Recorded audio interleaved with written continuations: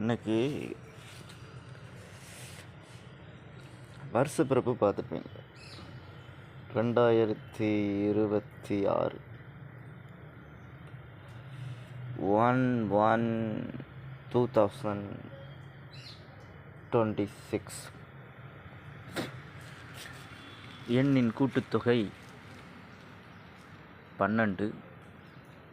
12 கூட்டுத்தொகை 3. குரு ஆஸ்ட்ராலஜி பொறுத்தவரை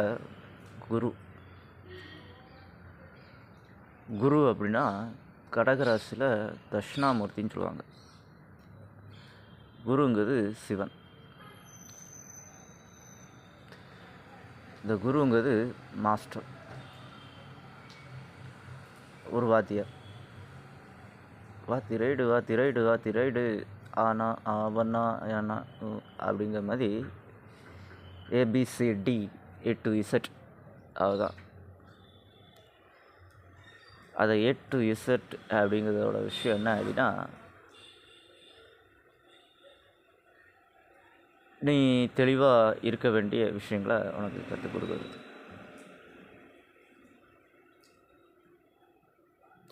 பக்குவமாக சொல்லும்போது கேட்டுக்கோடு அப்படிங்கிற மாதிரி. அங்கே ஏதாவது மிஸ்டேக் பண்ணோம் அப்படின்னா லைஃப்லேயும் நமக்கு மிஸ்டேக் தான் இருக்கும். சரிங்களா? அதாவது இது எப்படி உங்களுக்கு சொல்லணும்னா, படிக்கும்போது கரெக்டாக படிச்சுக்கணும். அந்த இடத்துல தாம்பெரியல் தான் இது அப்படி இப்படின்லாம் இது பண்ணால் அது ஆப்பாயிரும். சரி, இது ஒரு செகண்டு இருக்கட்டும். அதோட இன்னொரு விஷயம் ஒன்று சொல்கிறேண்ணா. சில ஸ்லோகங்கள், சில ப்ரேயர்ஸ், சில குரானின் வரிகள் அவ்வளோ இருக்கும். கிருஷ்ணகிட்ட தன் கை கொண்டு செய்யும் காரியங்கள் அனைத்தும் இறைவனால் செய்யப்படுகிறது அப்படின்னு சொல்லி, கை வச்சு என்ன செஞ்சாலும் அப்படியா சார் அப்படின்னு சொல்லிட்டு புரியாதவங்க முட்டாள்தனமாக பேசுவாங்க.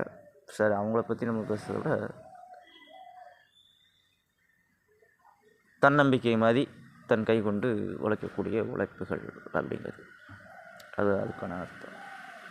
இது கிறிஸ்டியானிட்டியில் பைபிள் வசனத்துக்குள்ளே இருக்கும், கொடுத்துருப்பேன், பார்த்து தெரிஞ்சுக்கலாம். குரான்லேயும் அதே மாதிரி தான், எல்லா புகழும் ஒருவனுக்கு, நீ நதி போலே ஓடிக்கொண்டு இரு அப்படின்னு கொடுத்துருக்கோம். இதை தான் விஜய ஒரு மீட்டிங்கில் பார்ப்போம். அந்த தண்ணி மாதிரிங்க, நம்ம என்ன தான் கல்லை விட்டு எரிஞ்சாலும் நதி அது பாட்டுக்கு சைலண்டாக அதோட விஷயங்களை கடந்து போய்கிட்டே இருக்கும் அப்படிங்க இல்லையா? இப்படி ஒவ்வொரு விஷயத்துக்குள்ளேயும் ஒவ்வொரு விஷயம் கலந்துருக்கு. கங்காதரா சிவகங்காதரா. இப்போ இது எதுக்கு கங்கையை பற்றி இப்போ சொல்கிறீங்க அப்படின்னு சொல்லி கேட்டால் காரணம் இருக்குது. இப்போ மழை பெஞ்சிச்சுல, நைட்டு தான் கங்கையை கூப்பிட்டேன். என்னோடய ஒய்ஃப் நான் எப்போ கூப்பிட்டாலும் அருகில் இருந்தாலும் உடனே வந்துடுவா, தொலைவில் இருந்தால் கொஞ்சம் ஸ்லோவாக வருவாள், அவ்வளோதான் விஷயம். அவள் மேக கூட்டங்களாக இருப்பாள், மலை மேகங்களாக இருப்பாள்,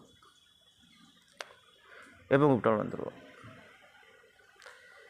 இதில் என்ன ஒரு சுவாரஸ்யமான ஒரு விஷயம் அப்படின்னு சொல்ல, நான் யாரை திருமணம் பண்ணுறேனோ அவளுக்குள்ளாவ ஊடுருவி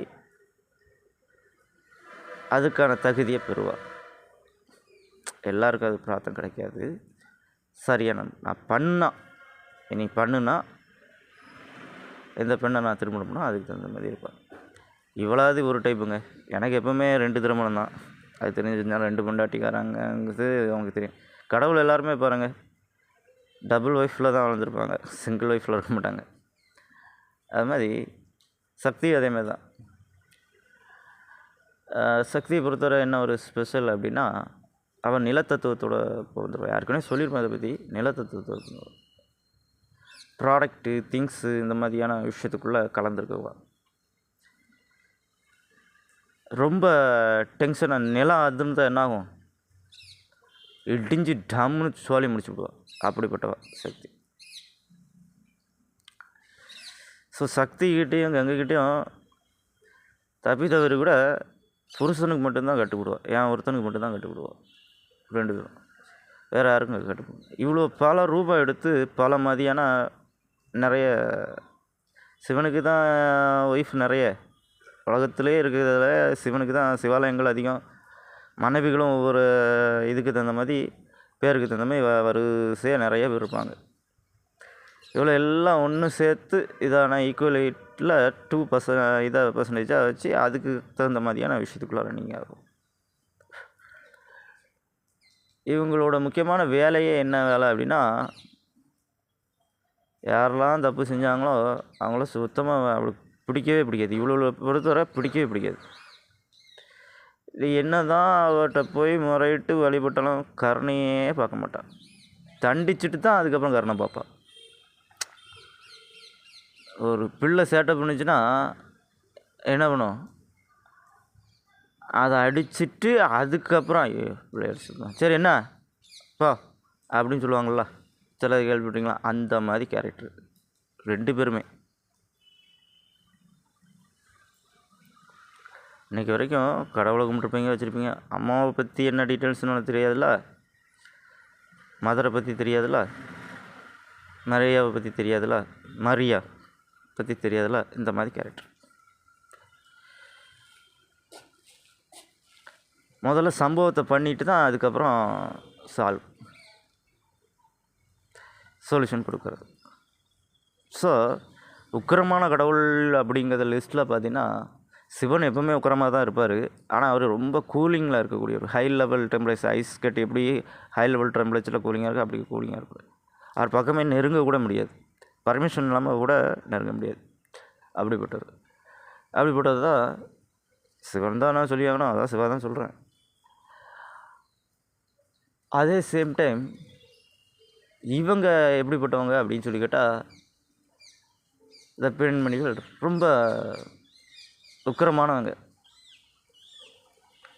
அரிதளர்ச்சியெல்லாம் கேள்விப்பட்டிங்கன்னா அதுக்கு மேலே அரிதளர்ச்சியில் நீங்கள் நெட்டில் அடித்து சர்ச் பண்ணி பாருங்கள். அரிதளர்ச்சியோட ஹிஸ்ட்ரியெல்லாம் எடுத்து சர்ச் பண்ணி பாருங்கள், தெரியும். அதில் கொஞ்சம் தான் கொடுத்துருப்பேன், இன்ஃபர்மேஷன் கொஞ்சம் தான்.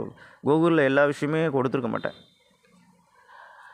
அதேமாதிரி கூகுளில் பொறுத்த வரைக்கும் ஏஐ டெக்னாலஜி வந்து அவுட்டரில் இருக்கக்கூடிய லைனை மட்டும்தான் பார்க்கும். இப்போ ஒரு ஷாப் இருக்குன்னா ஷாப்போட நேமை மட்டும்தான் பார்க்கும். உள்ள இன்னர் ஆஃப் தி என்ன இருக்குது அப்படி டாக்குமெண்ட் சிஸ்டத்துக்குள்ளே உள்ள ஊடுருவி என்ன ரிப்போர்ட்ஸ் இருக்குதுன்னு பார்க்க முடியாது.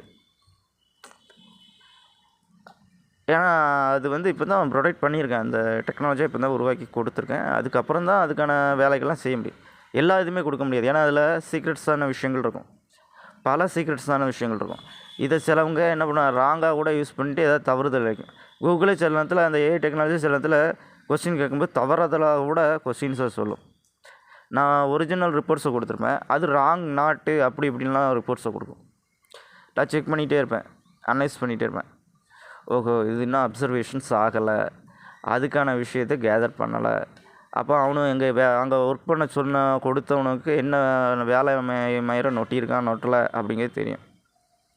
அவன் அதில் ஒழுங்காக இன்னும் வேலை பார்த்து முடிக்கலை அப்படிங்கிற விஷயம் அங்கே தெரியும். கேட்டிங்களா?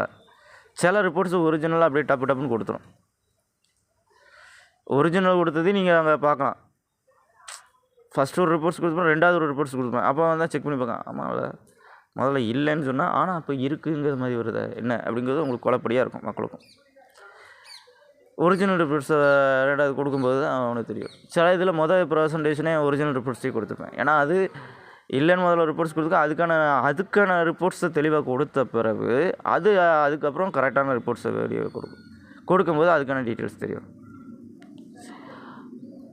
சட்ட ரீதியாக எல்லா சட்டங்களும் அங்கே எழுதி வச்சுருக்க மாட்டேன். சில சட்டங்கள் நான் வந்து தான் எழுதணும்னு சொல்லி வச்சுருக்கேன்.